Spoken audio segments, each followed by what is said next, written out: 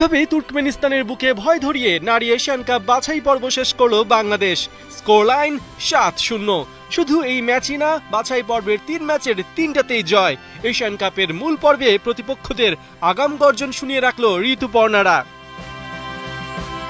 এদিন ম্যাচের চতুর্থ মিনিটেই গোলের খাতা খোলে বাংলাদেশ। তহুরার পাসে ডি বক্সের বাইরে থেকে দূরপাল্লার শটে বাংলাদেশকে এগিয়ে দেন স্বপ্না রানী। 2 মিনিট বাদেই লিড 2-0-তে নিয়ে যান শামসুন্নাহার জুনিয়র। ডি বক্সের ভেতর জটলা থেকে দারুণ ফিনিশিংয়ে গোল উদযাপনে মাতেন এই ফরওয়ার্ড।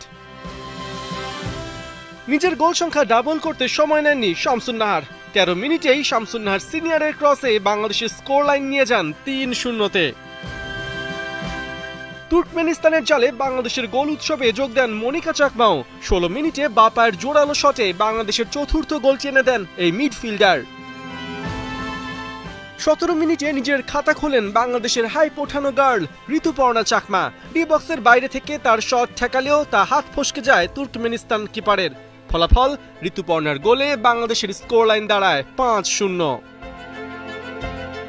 17 মিনিটে 5 গোল হজম করার পরই মাঠে নজিরবিহীন ঘটনার জন্ম দেন তুর্কমেনিস্তান কোচ বরিস বরোভিক। আনেন কিপারে বদল। তবে কিপার বদলালেই কি বাংলার বাঘিনীদের থামানো যায়? মোটেও না।